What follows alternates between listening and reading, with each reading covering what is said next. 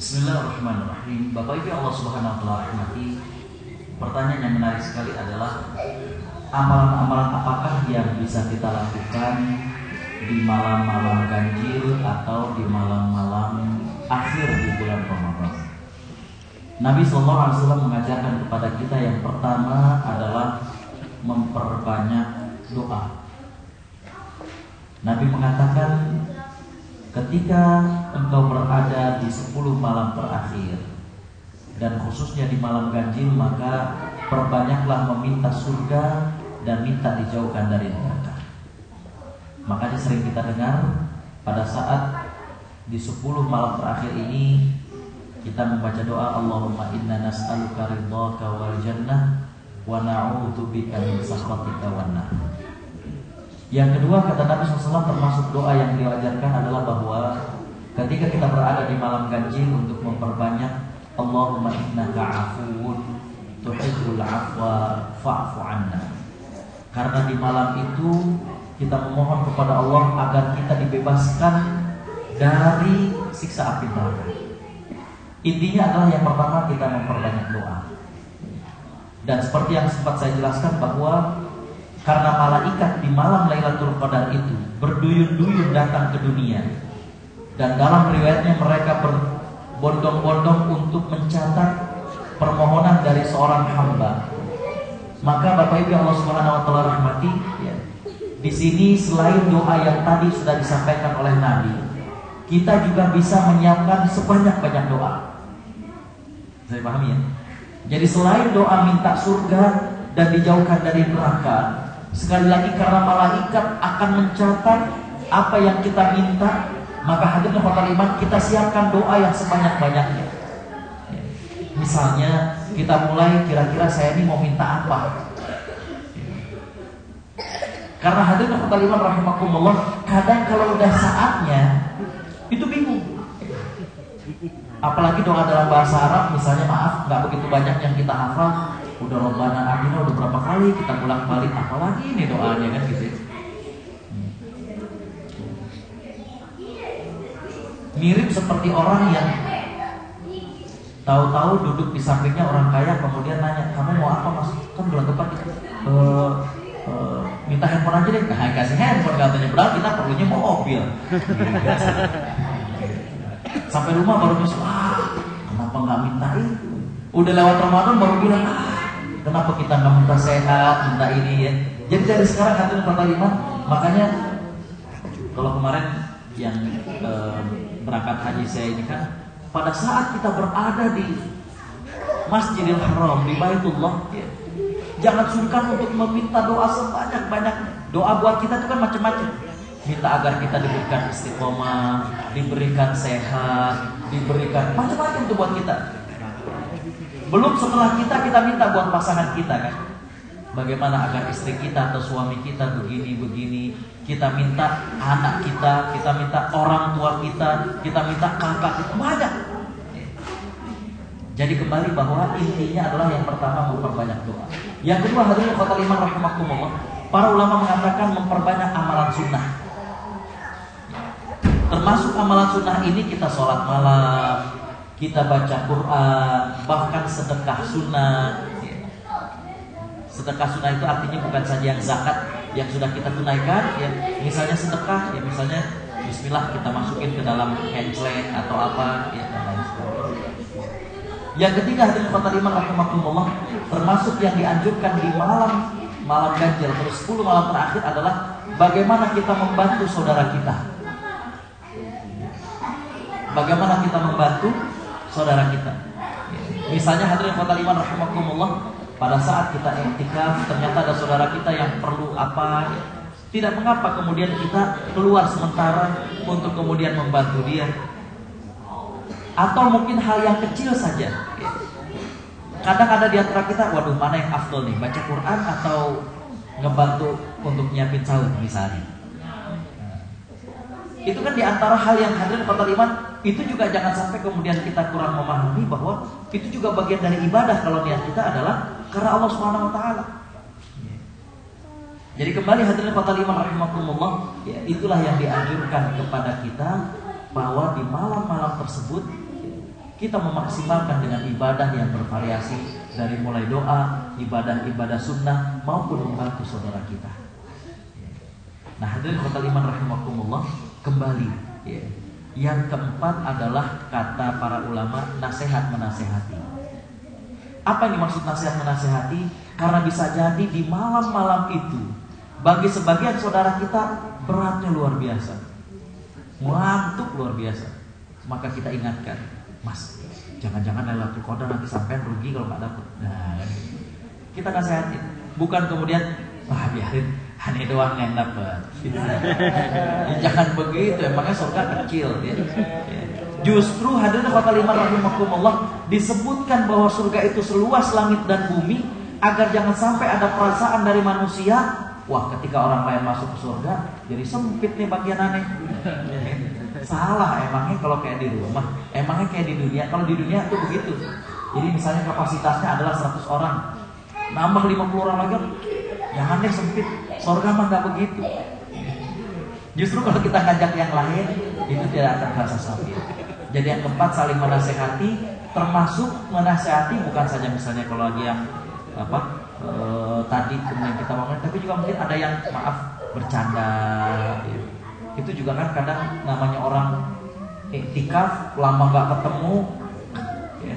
Kadang gimana gitu ya, kayak semalam aja misalnya, ini nggak online ya,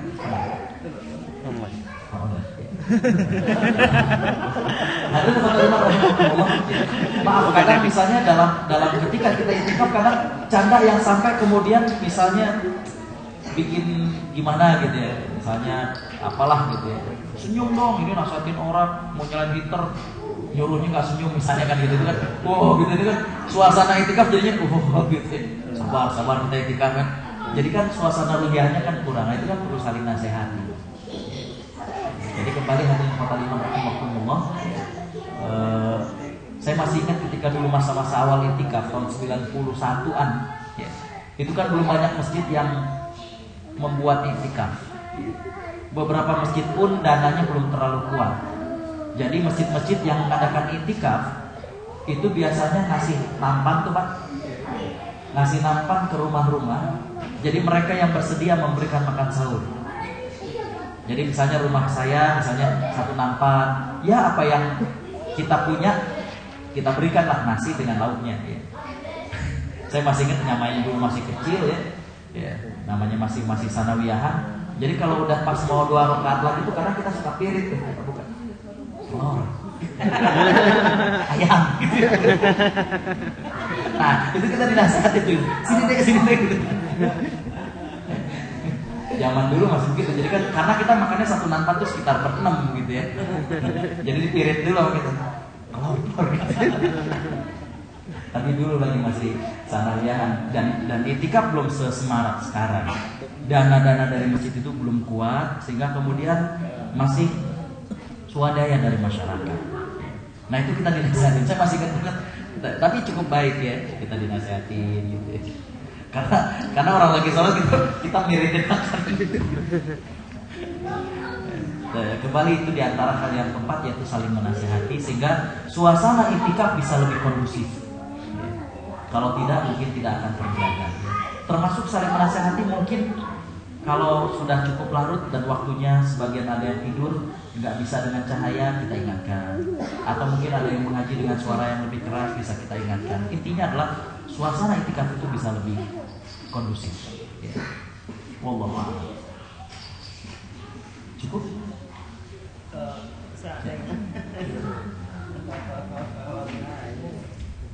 Mengenai malam Lailatul Qadar itu, apakah kan kalau di Australia malam itu di Eropa sana siang, berarti malam Lailatul Qadar itu ada beberapa kali atau ya, jadi berarti udah terjadi di Arab sana, di sini belum. Kalau orang banyak duit dia terbang sini untuk nyari.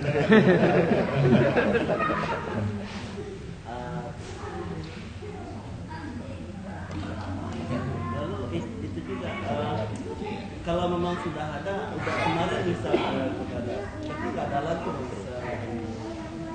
Apakah memang 1 malam ada beberapa malam atau mungkin setiap orang Lailatul Qadarnya beda malamnya. Bapak Ibu yang Allah Subhanahu wa taala rahmati, menarik sekali pertanyaannya adalah bahwa apakah Lailatul Qadarnya itu sama tiap negara atau tidak. Para ulama menjelaskan bahwa Allah Subhanahu wa taala memberikan kesempatan kepada manusia seluruhnya untuk mendapatkan Lailatul Qadar. Sehingga dengan demikian, Bapak Ibu yang Allah Subhanahu wa taala rahmati, kesempatan Lailatul Qadar ini Allah berikan dari setiap negara. Sehingga ketika misalnya kita sekarang ini malam, kemudian di belahan bumi yang lain, katakan di Indonesia, itu ternyata kan belum begitu malam, ataupun di negara lain ternyata sudah pagi, maka intinya adalah Allah berikan kesempatan kepada mereka seluruhnya. Makanya para ulama mengatakan bahwa tanda-tanda alam itu bisa jadi di sebagian negara tidak seperti yang dinyatakan dalam hadis itu, bisa jadi. Cuma yang tidak bisa dipungkiri adalah suasana kekhusyuan malam itu. Karena malaikat berbondong-bondong, maka suasana kekhusyuan itu tidak bisa dipungkiri. Nyaman, tentram, suasana yang begitu teduh, begitu khusyuk. Bahkan saya sempat menjelaskan kalau nggak salah di hari pertama di Masjid Westall, bahwa jangankan hadirin khotul iman rahimakumullah, untuk yang beda waktu, yang beda awal Ramadannya saja, kayak di Indonesia, itu kan di Indonesia ada yang puasanya Jumat dan ada yang puasanya Sabtu. Itu kan kalau kita mau bertanya, puasanya jadi ngikut Muhammadiyah, Lailatul Qadarnya ngikut Muhammadiyah atau ngikut Departemen Agama. Atau misalnya yang terjadi di Australia, saya mulai puasanya hari Jumat, bapak hari Sabtu. Jadi bagi saya mulai puasanya hari Jumat, malam ganjil itu besok. Makanya sejak saya datang, walaupun bapak-bapak masih malam 20, saya udah itikaf hari Rabu itu. Di sini hadirin khotul iman, para ulama mengatakan bahwa di sini hikmahnya adalah makanya Lailatul Qadar itu dirahasiakan agar jangan sampai kita mencari Lailatul Qadar cuma malam-malam ganjil saja. Dipahami ya? Nah, jadi dengan demikian ya, yang terpenting bagi kita adalah bahwa hadirin khotul iman rahimakumullah, ini kita ngikut yang mana dan lain sebagainya. Yang terpenting adalah setiap malam tuh kita jagain. Ya, kita jaga, kita maksimalkan ibadah kita ya, agar kemudian kita mendapatkan Lailatul Qadar. Ya, saya kira demikian.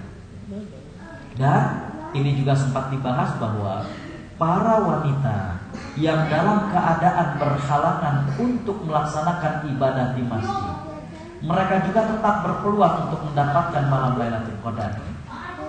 Kalau misalnya dia tengah datang bulan atau haid, maka dalam keadaan dia haid, dia sebenarnya masih diperkenankan untuk berzikir.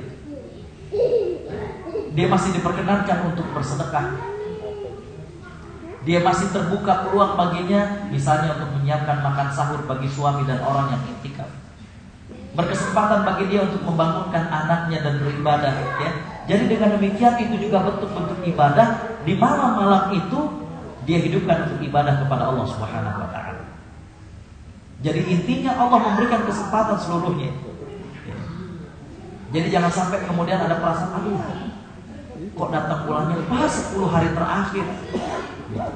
Masih bisa dia melakukan ibadah-ibadah untuk meraih Lailatul Qadar dengan cara-cara tersebut. Ya. Saya kira cukup.